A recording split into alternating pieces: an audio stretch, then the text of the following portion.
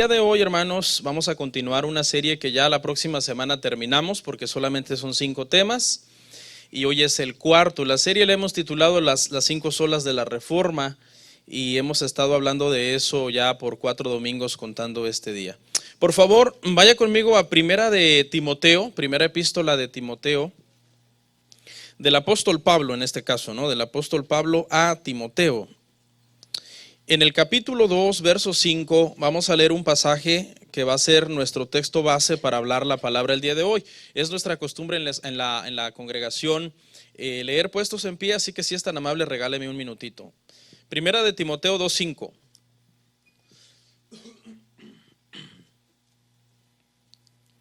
Cuando lo consiga, lo leemos. Yo creo que es tiempo suficiente. Bueno, algunos son más diestros en la Biblia, otros menos, pero ahí con el vecino. Vaya aprendiendo a escudriñar las escrituras. Dice la palabra, honrando al Padre, al Hijo y al Espíritu Santo de Dios, porque hay un solo Dios y un solo mediador entre Dios y los hombres. ¿Quién es? Jesucristo, hombre.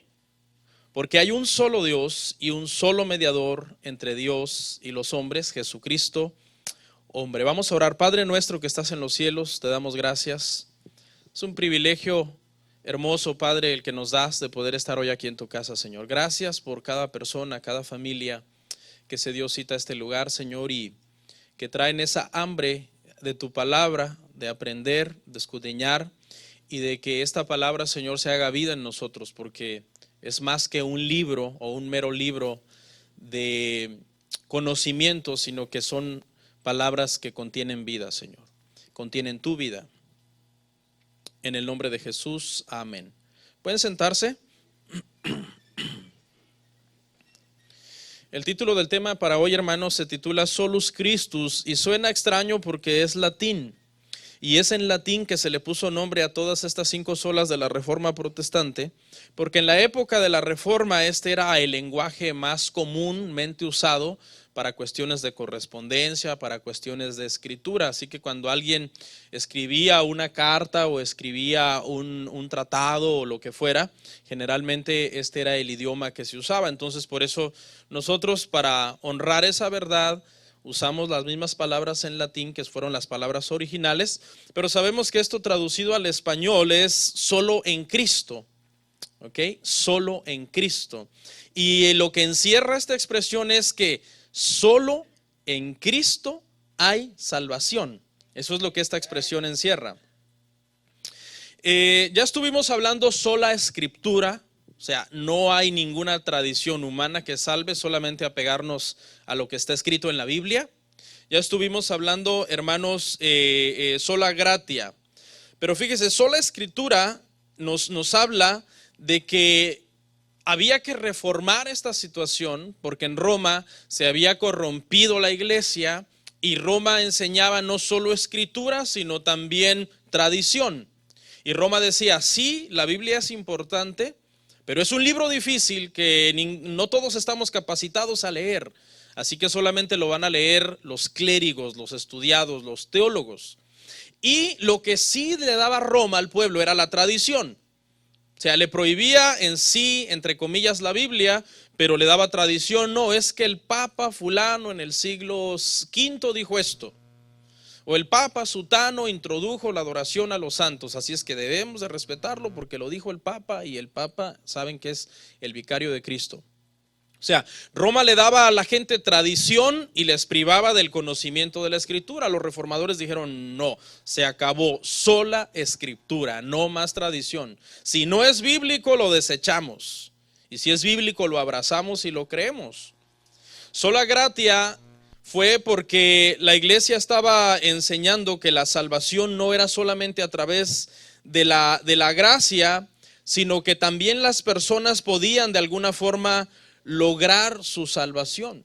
Y los reformadores dijeron, no, el que Dios escoge desde antes de la fundación del mundo para ser salvo, esos son los que serán salvos, los escogidos de Dios. Y reformaron entonces esa enseñanza que daba crédito a la decisión humana. O sea, tú decides si tú quieres ser salvo. Luego sola fide, en donde aprendimos, hermano, que la sola fe es un don recibido por gracia y es la fe puesta en el sacrificio de Jesús como el único medio para salvación. El problema era que Roma enseñaba que la fe no era suficiente, sino que había que tener obras y que las obras y la fe eran prácticamente lo que te ayudaba a completar la salvación. Solos Christus, lo que estamos viendo hoy, solamente Cristo nos enseña a nosotros que no hay otra persona, no hay otro mediador, solamente hay un mediador entre Dios y los hombres, se llama Jesús. Por lo tanto, nosotros no necesitamos ningún otro hombre, ninguna otra mujer, orar o adorar a ningún otro hombre o a ninguna otra mujer, llámese como se llame, solamente la salvación es por medio de Jesucristo. Él es el único camino, Él es el único mediador, Él es el único sacrificio perfecto. Cuando nuestra fe está puesta en ese sacrificio perfecto, eso nos da a entender a nosotros que tenemos la fe correcta para ser salvos. Y por último, la que vamos a ver la semana que viene, soli Deo gloria, que son las palabras para decir, solo a Dios sea la gloria. Y eso la semana que viene lo aprenderemos, pero en sí se refiere a que una vez que nosotros somos salvos, no hay nada más importante en nuestra vida que Dios. O sea, nuestra vida gira en torno a Él, nuestras decisiones, nuestras metas, nuestra familia, la forma como vivimos nuestro matrimonio, la forma como educamos nuestros hijos, nuestra forma de hablar, nuestra forma de pensar, nuestras filosofías, ya todo está filtrado a que le da esto la gloria a Dios. Entonces es importante, el domingo que viene, por favor, no se lo pierda, ¿ok? ¿Qué significa esta doctrina de solo Cristo? Fíjese, le voy a hablar brevemente de lo que significa. Número uno, significa que Jesús es el único mediador entre Dios y los hombres. Fuera de Él no hay salvación. También significa que Cristo es el único camino a Dios y que es la única forma en que el pecador puede establecer comunión con el Padre. Si no es por medio de Jesús, es imposible que un pecador venga directamente con el Padre. No se puede, ¿por qué? Porque Jesús es el camino. O sea, para que el pecador establezca comunión con Dios, tiene que ser a fuerza por medio del Hijo, porque el Padre así lo diseñó. Roma enseñaba que la iglesia tenía poder para dar la salvación. Si tú pertenecías, dicen o hasta siguen diciendo hasta el día de hoy, a la Santa Madre Iglesia, tú eres salvo porque es la iglesia la que te va a dar la salvación. Los reformadores dijeron no, es solamente Cristo, es el único camino. Así que no hay religión, escuche bien, no hay religión que salve. Usted me podría decir, pastor, pero entonces la religión de ustedes no salva. No, nuestra religión no salva. El que salva es Cristo. ¿Cuál es la diferencia entre religión y hermano, espiritualidad? Fíjese bien, ¿cuál es la diferencia entre religión y espiritualidad? Hay mucha gente muy religiosa por fuera, porque la religión es algo externo. La religión es lo que tú haces, lo que tú profesas en público. Pero ¿cuál es la espiritualidad? La espiritualidad es algo interno. Si en verdad tu corazón está rendido a Dios. Nosotros podemos ver gente religiosa por fuera haciendo rituales, o aquí parados cantando, o aquí según ellos ahí que oyendo la palabra, pero el corazón por dentro está espiritual o solamente es una máscara religiosa. Entonces de nada sirve que nosotros religiosamente por fuera nos veamos muy piadosos si por dentro el corazón está corrompido. Entonces fíjese bien, esto es una cuestión de espiritualidad, no hay religión, no hay iglesia, es un corazón rendido. David dijo, porque el corazón contrito y humillado, tú no lo despreciarás, Salmo 51. ¿Por qué surge esta doctrina? Esta doctrina surge porque Roma estaba haciendo mucho énfasis que la salvación estaba en la iglesia y en los sacramentos que la iglesia había instituido. O sea, Roma decía, sí, hay salvación en Cristo, pero necesitas cumplir con estos sacramentos. Necesitas cumplir con la Eucaristía, necesitas cumplir con la comunión, necesitas cumplir con ¿cómo se llama? Cuando le dan los santos óleos a un muerto, la extrema unción. O sea, comenzaron a hacer un montón de sacramentos para que la salvación se completara. El problema entre los reformadores y Roma no fue que Roma no decía que la salvación estaba en Cristo. Ese no fue el problema. El problema fue que Roma siempre decía Cristo y los sacramentos, la fe y las obras. Entonces ese fue el conflicto. Los reformadores dijeron: no, di solo en Cristo y no hay problema, nos ponemos de acuerdo contigo. Y ellos dijeron: no, no podemos decir solo en Cristo, lo sentimos. Entonces los reformadores dijeron: lo sentimos, y se partió la iglesia. Ahora, escuche, los sacramentos de la iglesia, esta palabra sacramento sé que está un poco satanizada para nosotros los creyentes, porque obviamente la oímos y inmediatamente pensamos en Roma, ¿no? Pero en realidad hay unas cosas, hay unos mandatos, hay unas doctrinas dentro de la iglesia que si usamos la palabra en sí no estamos cometiendo un pecado. Por ejemplo, hay cosas que nosotros practicamos como doctrinas o prácticas ceremoniales en la iglesia que no son necesarios para la salvación, pero sí son necesarios para nuestra formación cristiana. Por ejemplo, el bautismo. ¿El bautismo es necesario para los cristianos? Sí, pero no para salvación. El bautismo es un mandato que nosotros al tomarlo estamos simplemente siendo perfeccionados en nuestra fe, dando testimonio de Cristo, y nuestro carácter cristiano está siendo perfeccionado. La cena del Señor, ¿nos salva la cena del Señor? No nos salva, porque es algo simbólico. O sea, la salvación está solo en Cristo. El bautismo, la cena, las doctrinas de la iglesia, la autoridad dentro de la iglesia, el servir dentro de la iglesia, son solamente doctrinas que nosotros cumplimos como hijos de Dios, porque se supone que para eso Él nos creó, para hacer luz, pero no para salvación. Eso que quede claro, hermanos. Por eso esta doctrina, solo Cristo, es importante que nosotros la entendamos, pero que la entendamos en un contexto correcto, porque si usted dice solo Cristo y me voy a ir a hacer lo que yo quiera, no. Solo Cristo, pero lo que usted fue mandado a hacer no es para salvación, es para que usted se afirme en el Señor.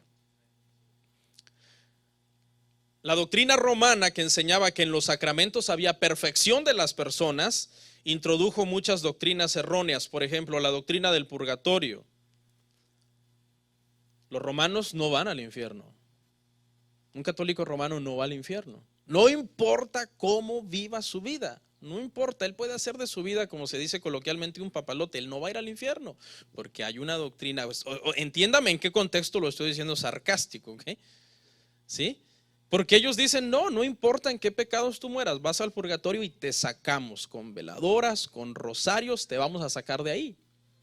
Pero mi Biblia no enseña del purgatorio. La Biblia enseña que hay dos lugares: el cielo con Dios para los salvos, y el infierno para ser atormentado con el diablo y sus ángeles para los que se pierdan. Introdujo también la doctrina de la veneración a los santos y a las reliquias. La venta de indulgencias. ¿Por qué? Porque la gente comenzó a depositar su fe para salvación en los sacramentos. ¿Ok? Entonces sí son necesarias muchas prácticas dentro de la iglesia, pero no son para salvación. ¿Ok? Ahora sí voy a entrar al tema.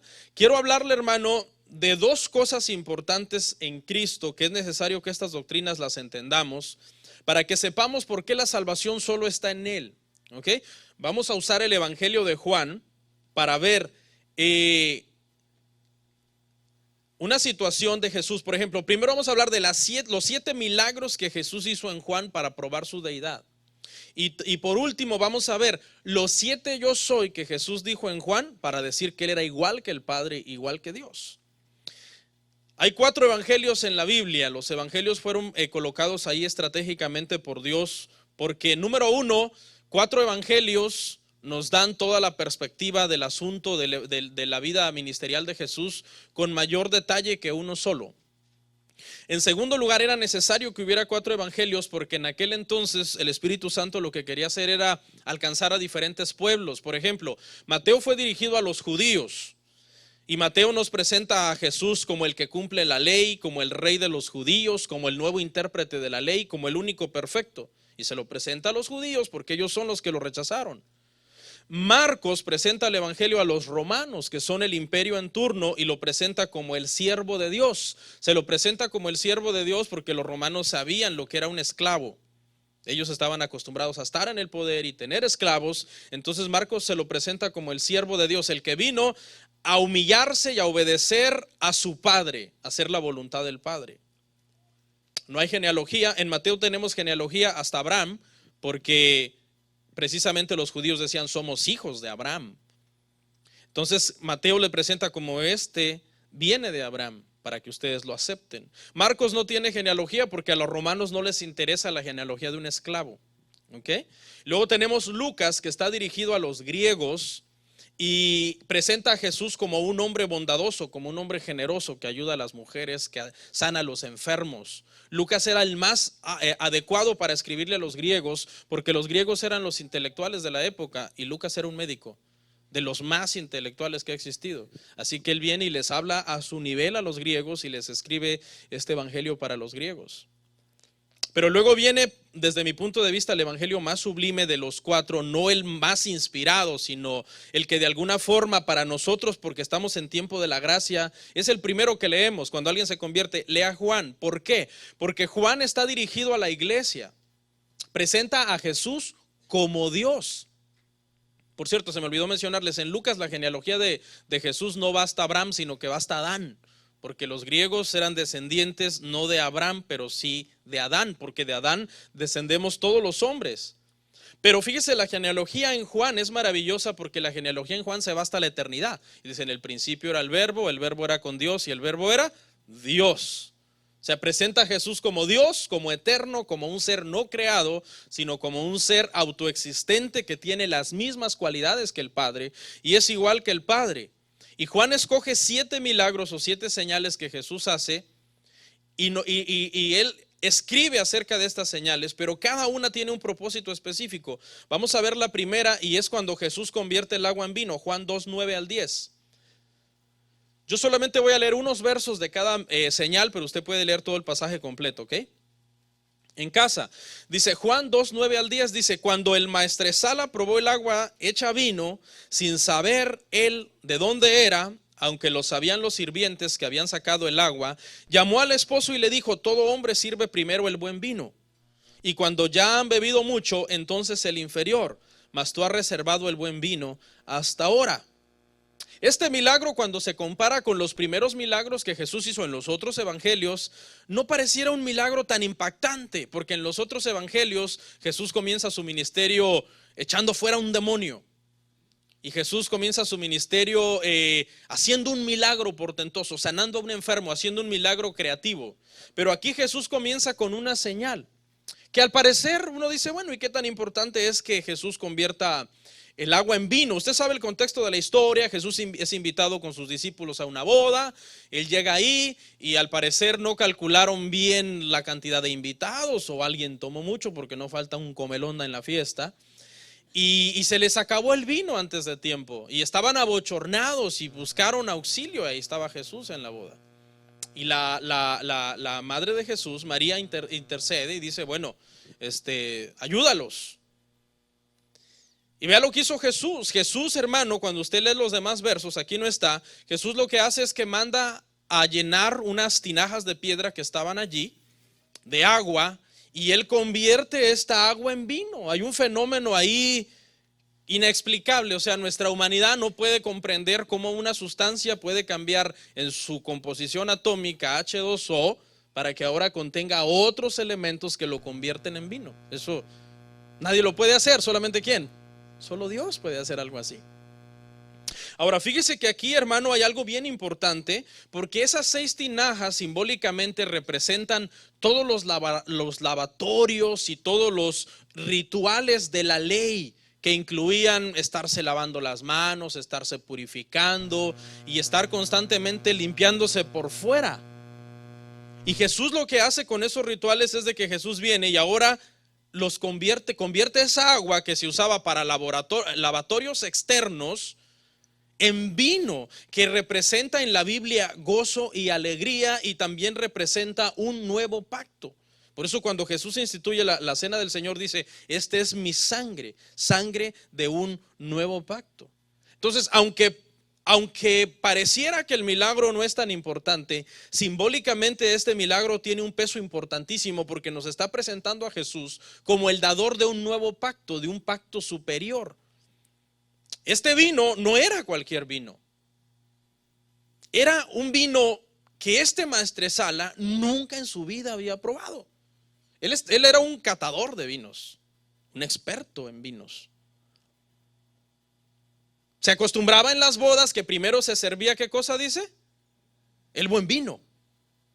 Primero se servía el buen vino, y ya cuando la gente ya no discernía qué tan bueno estaba el vino, traían el de inferior calidad. Porque yo me acuerdo allá en mi pueblo que los borrachitos, ya cuando están borrachitos, dicen ya lo que sea alcohol del 96, pero lo que sea, ¿no? Pero este maestresala, cuando prueba el vino que Jesús hace, dice, pero ¿qué han hecho? Si en las bodas se acostumbra a hacer lo contrario, primero traer el bueno y luego el de inferior calidad. Ustedes invirtieron el proceso, primero trajeron ¿qué? El malo, y ahora me están trayendo el bueno, porque esto está muy bueno. Si vemos, estamos nosotros en un pacto superior, y es un pacto tan bueno que nosotros debemos estar agradecidos con Dios. Ese pacto representa el gozo y la alegría de que ahora nosotros somos salvos por gracia, por fe en Él, en el que vino a darnos el nuevo pacto. Pacto que dice Hebreos que no solo lo dio, sino que ¿qué? Lo selló con su sangre.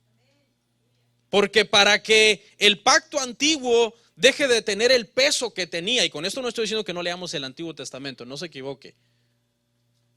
Para que el pacto antiguo deje de tener el peso que tenía y ahora el peso caiga sobre el nuevo, el testador, el que da el testamento, tiene que ¿qué?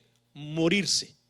Así que Jesús con su sangre lo firmó y lo selló y dio su vida para que nosotros entráramos ahora pues en un testamento superior. Vemos entonces en este milagro, hermano, un simbolismo, cómo Jesús comienza su ministerio diciendo que aquí está el nuevo pacto. 2, el segundo milagro. Por favor vaya conmigo rápido, Juan 4:50, 51. Jesús le dijo, ve, tu hijo vive. Y el hombre creyó a la palabra que Jesús le dijo y se fue. Cuando él ya descendía, sus siervos salieron a recibirle y le dijeron le dieron nuevas diciendo, tu hijo vive. Esta es la curación del hijo de un oficial del rey. ¿Qué representa este milagro? Bueno, este milagro representa la gracia de Dios. La gracia de Dios, que todo lo que nosotros tenemos en este tiempo es por gracia. En primer lugar, no se menciona de dónde era este hombre. No se menciona sus antecedentes, si era malo, si era bueno, sus convicciones religiosas. No se menciona si era de qué fe, qué profesaba, nada. Lo único que Jesús hace es hacerle un milagro, porque su hijo estaba muy enfermo. Y él vino a rogarle. Y el Señor le dijo, ve. Porque así como tú has creído por tu fe, así recibirás el milagro. Dice que él indagó y él llegó a la conclusión que exactamente, porque le preguntó a sus siervos, le dijo, oigan, ¿y a qué hora se sanó mi hijo? Y los siervos le dijeron, ayer a tal hora. Y él se acordó, dijo, ayer a tal hora fue exactamente la hora en que Jesús me dijo que lo sanaría. Entonces, ¿qué hizo este hombre para merecer el milagro? Nada, absolutamente nada. Este milagro nos habla de la gracia, cómo Jesús lo hace todo por gracia sobre quien él ha escogido beneficiar por medio de la fe que se ha depositado en él. Este hombre tenía fe en él. 3, vamos a ver la tercera señal, voy rápido. La curación en el estanque de Betesda, muy común, muy usado. Sabemos que conocemos este pasaje a la perfección. Juan 5:6. Leo rápido. Cuando Jesús lo vio acostado y supo que llevaba ya mucho tiempo así, le dijo, ¿quieres ser sano? ¿Qué pregunta, no? ¿Quieres ser sano? O sea, el paralítico tenía 38 años sin caminar y Jesús le dice, ¿quieres ser sano? No, pero es que Jesús quería conocer la intención verdadera de su corazón.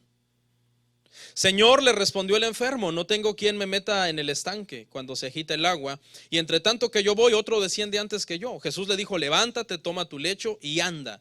Y al instante aquel hombre fue sanado y tomó su lecho y anduvo, y era día de reposo aquel día. Usted conoce el pasaje. Este estanque tradicionalmente se creía que de cuando en cuando un ángel descendía y movía las aguas. Y el primero de los enfermos que descendía a tocar las aguas cuando el ángel las había agitado era sano. Por lo tanto era un estanque lleno de enfermos, porque no había un itinerario que el ángel decía, el lunes voy a llegar a las 8 de la mañana. No, había que estar listo ahí a ver a qué horas en su soberanía Dios permitía que el ángel moviera las aguas. Y este hombre hacía 38 años ya que estaba en esta situación, esperando llegar a tocar las aguas. ¿Y cuándo iba a llegar si era paralítico?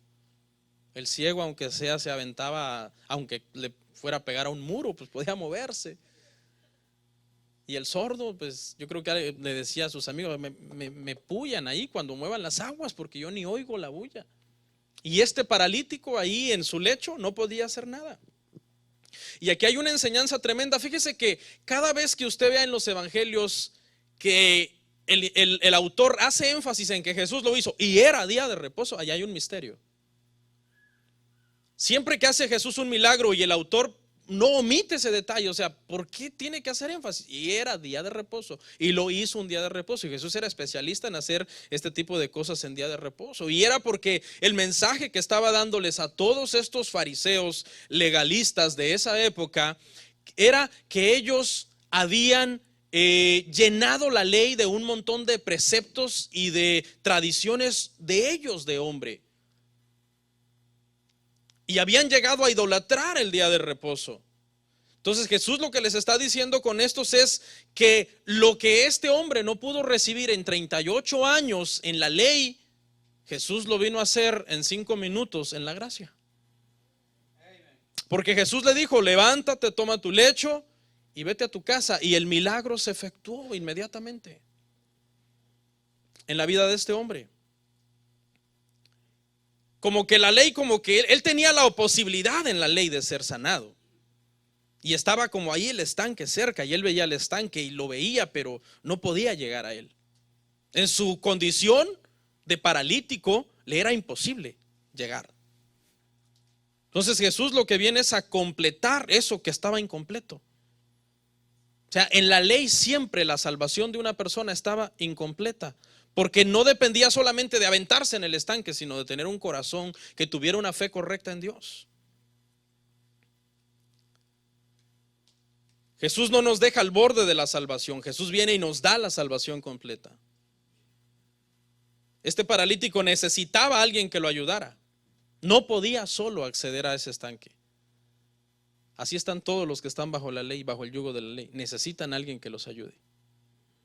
Pero nosotros ya lo hemos encontrado en Cristo Jesús. Cuarta señal. Vaya conmigo por favor a Juan 6, 11 al 12. La alimentación de los 5,000.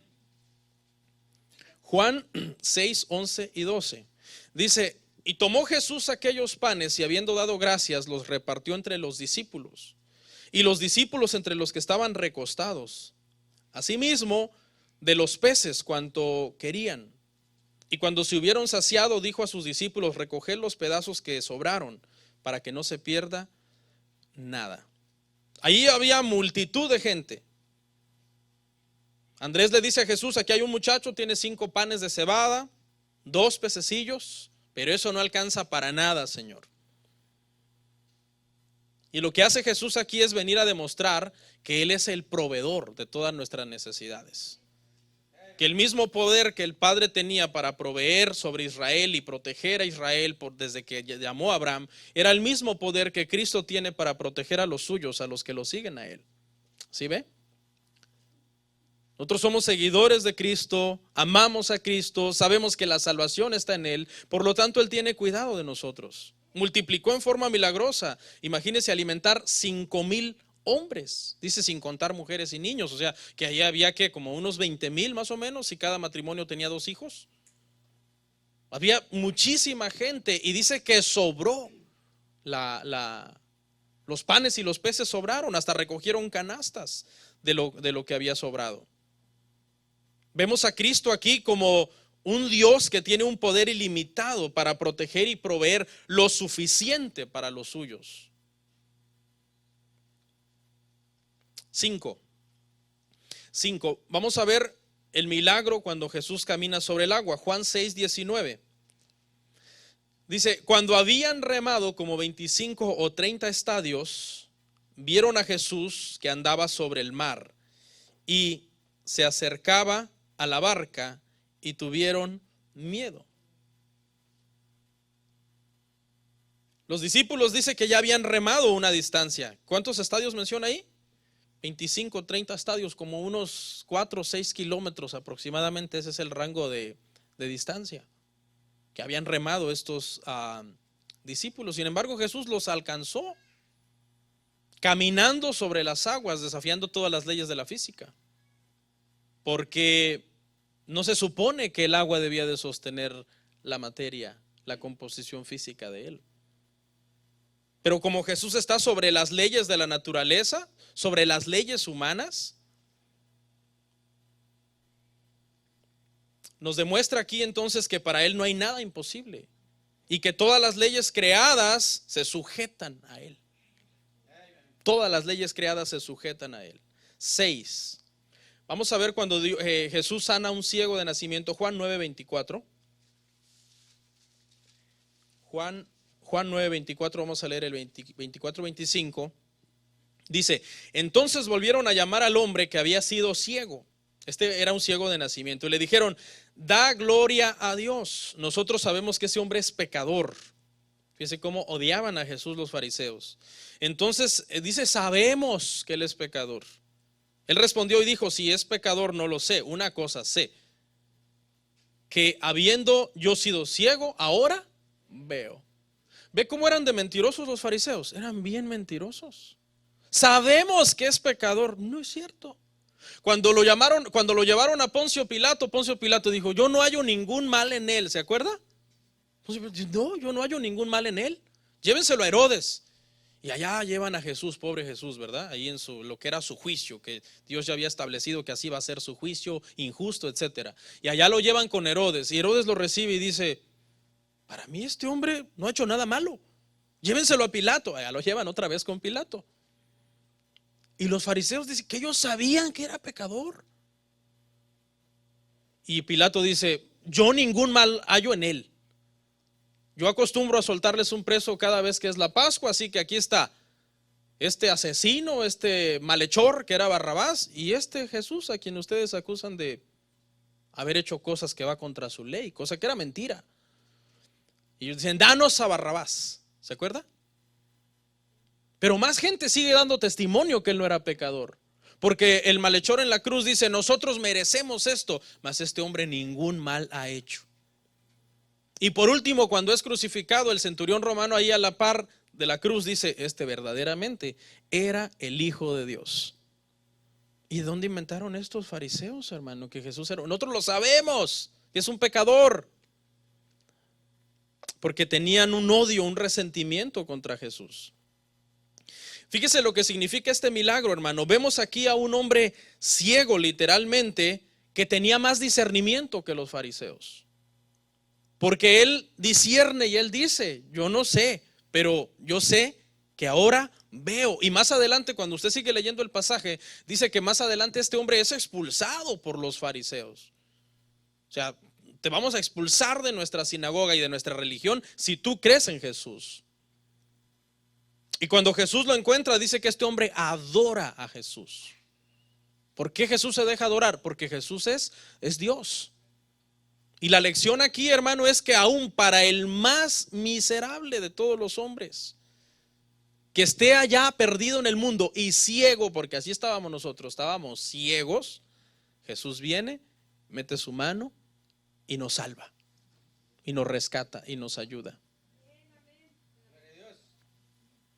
7.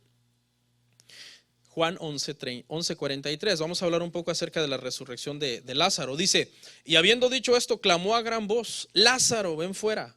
Y el que había muerto salió, atadas las manos y los pies con vendas y el rostro envuelto en un sudario. Jesús le dijo: desatadle y dejadle ir. Este milagro es portentoso, es el último milagro con el que cierra Jesús en Juan, porque él es el dador de vida. Y viene y resucita a un muerto, pero no a cualquier muerto. Este muerto ya hería, su cuerpo ya había entrado en un proceso de descomposición. Se revirtió todo eso. Los cuerpos humanos se descomponen y empiezan a oler muy mal y a inflarse por el estancamiento de la sangre.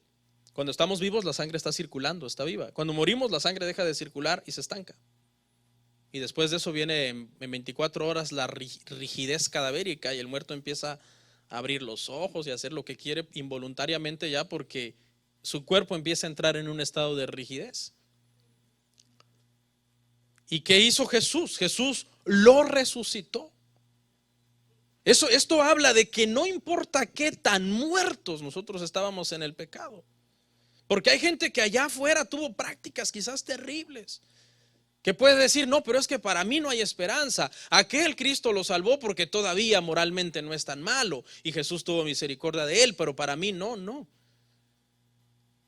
Él vino a resucitar, a llamar de la muerte espiritual a los que estábamos muertos en el pecado, a nosotros, para darnos vida en él.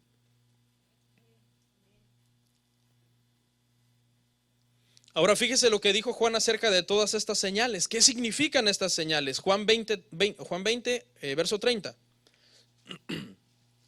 Dice, hizo además Jesús muchas otras señales, verso 30 y 31, en presencia de sus discípulos, las cuales no están escritas en este libro. Dice, Juan escogió 7 nada más, con un propósito. Cada una significa algo importante y tiene un simbolismo importante para nosotros los creyentes en la gracia. Pero él dice que hizo más. Pero estas se han escrito para que creáis que Jesús es ¿quién? El Cristo, el Hijo de Dios, y para que creyendo tengáis vida en su nombre. Al creer nosotros tenemos vida en su nombre, vida eterna. No solamente vida en esta tierra para hacer su voluntad, sino vida eterna en el más allá. Ahora, rapidito, vamos a ver los 7 yo sois de Jesús. Ya vimos entonces que las 7 señales prueban que Él es Dios. Pero ahora en los 7 yo sois, no solamente prueba que Él es Dios, sino que Él y el Padre son uno. Juan 8:58, por favor, rapidito. Leo. Jesús les dijo, de cierto os digo, antes que Abraham fuese, yo soy. Tomaron entonces piedras para arrojárselas, pero Jesús se escondió y salió del templo. Y atravesando por en medio de ellos se fue. Jesús está aquí hablando con los fariseos. Ellos le dicen, ¿cómo es posible que tú digas que conoces a Abraham si no tienes ni siquiera 50 años de edad? Y Jesús le responde, antes que Abraham fuera, no les dice yo era, ¿verdad que no? No. Él les dice yo soy. Y aquí la postura teológica de esta declaración es que Jesús está diciendo yo soy Dios. ¿Cómo sabemos? Por la violenta respuesta de los fariseos que dicen vamos a matarlo, porque esa era la ley mosaica, decía que si alguien blasfemaba de esta forma era acreedor de la muerte. O sea, las mismas palabras que Jehová usó para decirle a Moisés en Éxodo 3:14, yo soy, son exactamente las mismas palabras que Jesús usa para decirle a los fariseos, yo soy. Esta es la razón por la que lo quieren matar, porque le dijeron te haces igual a Dios, y para ellos eso era pena de muerte. Pero él no estaba mintiendo ni estaba blasfemando, porque Jesús es Dios, y para eso lo repitió 7 veces más. 7 veces, 7 es un número que representa perfección o plenitud. 7 yo soy, les dijo Jesús a los judíos en todo el libro de Juan. El primero, yo soy el pan de vida, Juan 6:35. Yo soy el pan de vida. Jesús les dijo, yo soy el pan de vida. El que a mí viene nunca tendrá hambre, y el que en mí cree no tendrá sed jamás. En el contexto estaban hablando acerca del maná, ¿se acuerda? ¿Tú qué señal haces? Porque Moisés nos dio maná en el desierto y nuestros padres y nuestros hijos comimos de ese maná. Esto nos habla cómo ese maná en Éxodo 16 era solamente un simbolismo, una sombra de la persona de Jesús. Que Jesús sería el verdadero pan de vida que saciaría el hambre espiritual de todos los seres humanos. Porque el hambre física se nos quita ahí con unos taquitos, con unas pupusas, con unas baleadas. Yo no sé cuál es la comida de su preferencia. Pero el hambre espiritual solamente la sacia Jesús. Y también la sed, porque Él dice que de nuestro interior correrían ríos de agua viva. No hay nada como uno tener esa comunión plena con Jesús, que es el pan de vida. Sacia nuestra hambre, para la eternidad y nuestra sed para la eternidad. ¿Usted sabe por qué mucha gente anda siempre experimentando, buscando a ver qué lo hace feliz? A ver qué lo llena. Voy a comprar un carro nuevo a ver si se me quita la tristeza. Se compran el carro, más tristes se ponen porque ahora deben.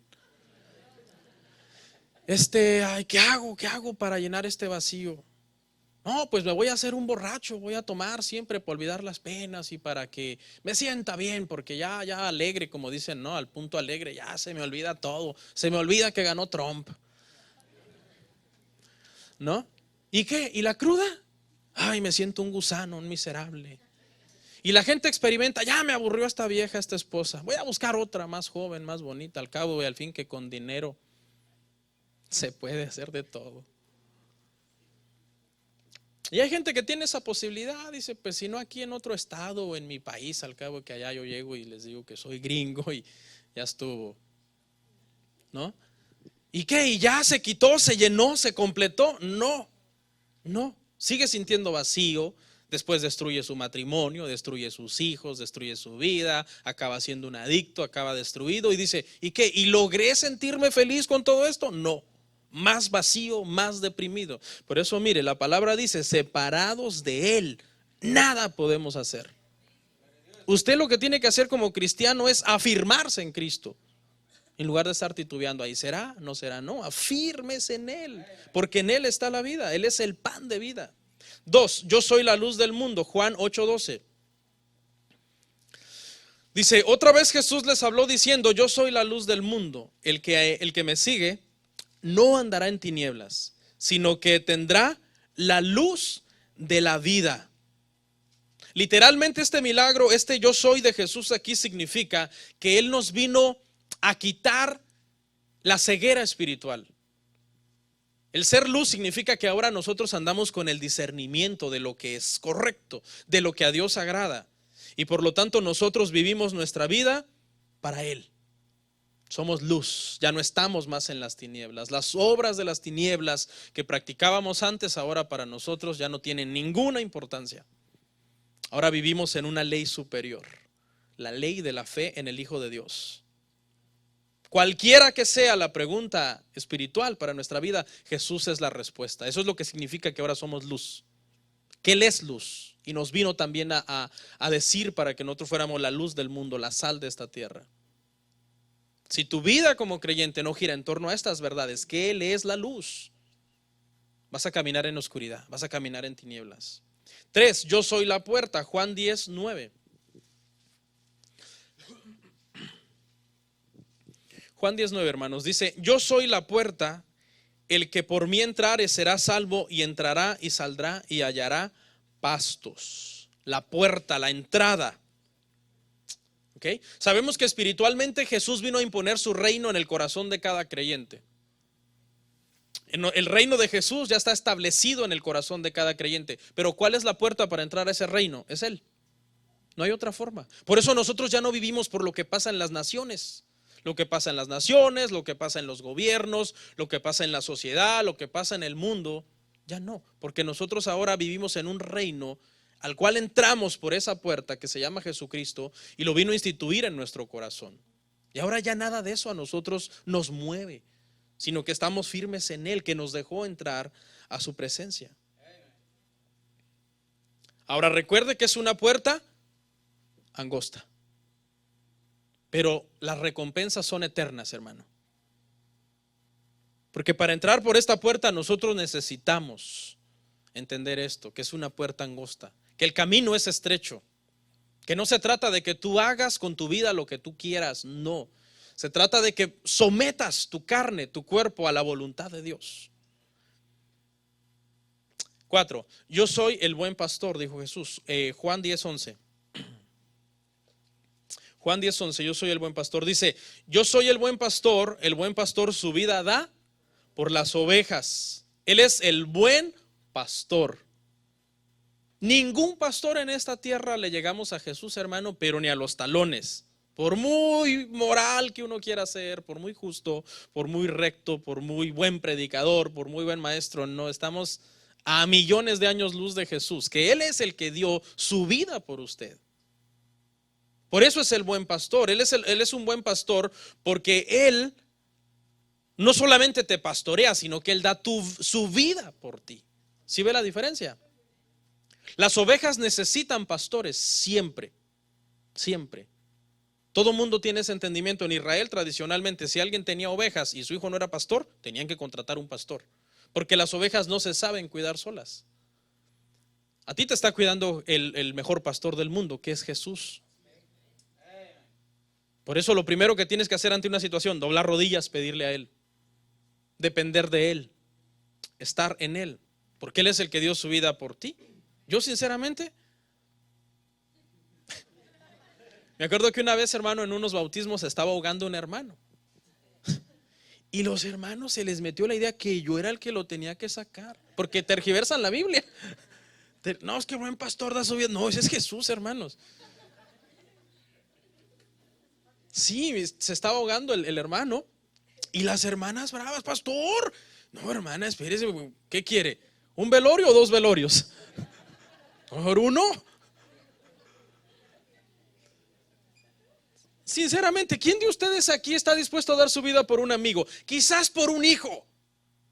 Quizás por un hijo. Uno dice, doy mi vida por mi hijo. Y aún así, yo he sabido de gente sin entrañas que una vez a un hombre que fue a nadar al mar, el mar le quitó al hijo, las olas se lo llevaron. Y él no entró por él, lo dejó que se lo llevara. Entonces, aquí ninguno de nosotros seríamos mentirosos si usted dice, no, yo tengo un amigo por el cual yo doy la vida. Mentira. Ese único amigo se llama Jesucristo. Por eso es que cuando tú estás en el party y en el mundo estás rodeado de gente, gente camarada, que no sé qué, que quieres otra cerveza, que no sé qué. Y cuando estás en el hospital, ¿dónde están los amigos? Si ni para eso, nada, que voy a ir a ver a ese, hay que se sane solo. Pero Jesús es el buen pastor, Él pone su vida por nosotros. ¿Y cuál es la señal de que Él es tu buen pastor? Mis ovejas oyen mi voz y me siguen. Tú debes oír la voz de Jesús, oír su palabra y obedecerle. Si tú no le estás obedeciendo, no te engañes, tú no eres oveja del Señor. No eres oveja de Él. Quizás estás en un proceso de conversión, pero todavía a ti te cuesta obedecer la palabra cuando la palabra es dura. Entonces, no, esta palabra no es para mí. Si está en la Biblia es para ti. Tú eres la oveja, es para ti, aunque no te guste. Fíjese la diferencia entre una oveja y un cabro. Fíjese, las ovejas aman la palabra de Dios aunque esté dura. ¿Y la cabra? ¿Qué hace la cabra? La cabra ama un evangelio falso aunque sepa que es falso. Por eso es una buena señal. ¿Sabe qué podríamos hacer aquí para ver quién es oveja y quién es cabro? Que alguien venga a predicarle de prosperidad. No, hermanos, ¿cuántos quieren ser ricos? Y por ahí uno, ya, ahí está. Ese no es oveja. Vamos a invitar a uno, yo creo, para hacer esa prueba, ¿no? 5. Yo soy, dijo Jesús, la resurrección y la vida. Juan 11, 25 al 26. Y entienda, no es que el dinero es malo, no, sino que el amor al dinero es la raíz de todos los males. Porque vi por ahí que alguien, un ateo, estaba atacando a la iglesia y dice, a ver, esos cristianos, si dicen que el dinero es la raíz de todos los males, ¿para qué piden ofrendas? No, es que la Biblia no dice que el dinero, la Biblia dice que el amor al dinero es la raíz de todos los males. Ok, Juan 11, 25, 26. Le dijo Jesús, yo soy la resurrección y la vida, al que cree en mí, aunque esté muerto, vivirá. Y todo aquel que vive y cree en mí, no morirá eternamente. Lo mejor que tú puedes hacer es invertir tu vida en esta tierra, viviéndola para el que invirtió su vida para salvarte de que mueras condenado en la eternidad. La gente, no, yo aquí voy a hacer mi vida, voy a vivir como yo quiera. La vida es una al cabo y al fin, hay que gozarla. El muerto al pozo y el vivo al gozo. Y nos hemos inventado un montón de dichos y filosofías. No, porque al cabo y al fin que nada me voy a llevar, así que aquí quiero probar de todo en este mundo. No, hay vida después de la muerte. Y hay dos lugares a donde tú vas a ir. Podrías ir. Hay dos lugares. Y es uno el que solamente puedes ir. Entonces, ¿vale la pena vivir para Cristo, hermanos? Sí. Muchos dicen, esos cristianos aburridos, mira los que no toman, mira los que no fuman, se están perdiendo de estos bailes, tan rico que es hacer esto, hacer aquello. Pobres cristianos, están mal, les han lavado el coco, les hicieron un brainwash ahí en la iglesia y los tienen ahí todos sometidos como borreguitos. No, no, Jesús no nos hizo un brainwash, nos hizo un lavado de corazón. Y eso es lo que a nosotros nos ha dado entendimiento. ¿Por qué? Porque como Él es la luz, Él nos sacó de vivir de todas esas ignorancias y ahora vivimos en la verdad. 6. Yo soy, dijo Jesús, el camino, la verdad y la vida. El camino, no un camino. La verdad, no una verdad. La vida, no una de las muchas formas de tener vida. Es exclusivo. Jesús es exclusivo. No hay salvación fuera de Él, aunque esto no le guste a los hinduistas, a los musulmanes, a todos los que niegan la deidad de Jesús. No hay salvación fuera de Jesús. Jesús es el camino que hay que seguir. Mire, estaba estudiando y encontré estos datos que se los voy a compartir. Porque los grandes líderes, hombres o religiosos de la historia, que mucha gente los sigue, nunca le llegaron a Jesús en ningún sentido. En primer lugar, moralmente. Mahoma tuvo varias esposas. Sócrates se cree que era bisexual. Le atraían los hombres. Confucio se divorció, era divorciado. Buda abandonó a su familia, abandonó a sus hijos, abandonó a su esposa. Jesús fue perfecto. Jesús es la señal de perfección para nosotros, es nuestro blanco, es nuestra meta.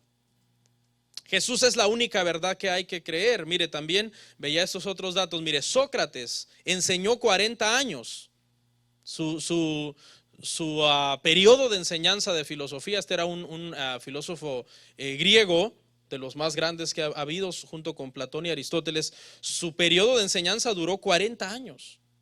Y hasta la fecha, yo le voy a preguntar a usted, ¿usted conoce a alguien que diga, para mí Sócrates lo es todo? No, Sócrates es mi vida. No. Mire, Platón enseñó 50 años. Aristóteles enseñó 40 años.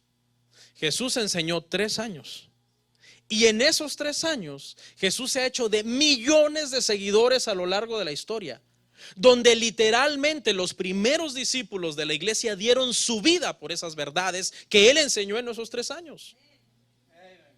A Esteban lo apedrearon, a todos los apóstoles los mataron, a Pedro lo crucificaron por esa verdad.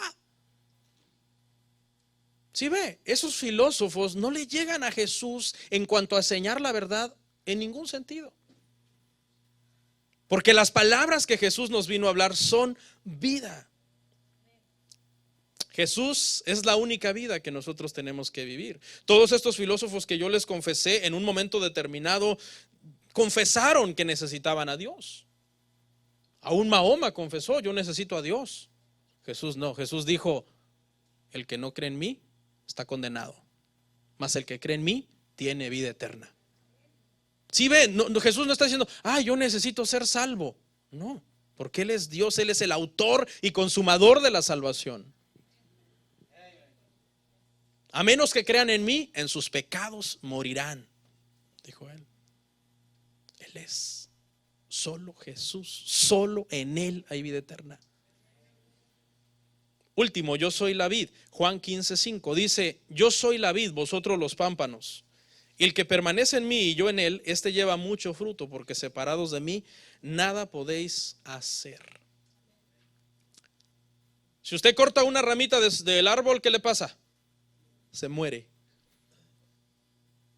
O sea, nosotros debemos de estar ahí, en esa vid verdadera, como pámpanos, como ramas, dando fruto. Ahora entienda, no fruto para ser salvos, ¿ok? Quiero aclarar eso.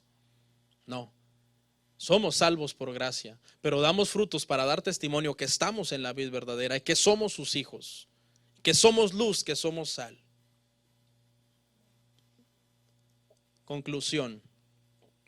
3 verdades que quiero que usted se lleve a su casa. Número 1, Cristo es 100% Dios, 100% hombre.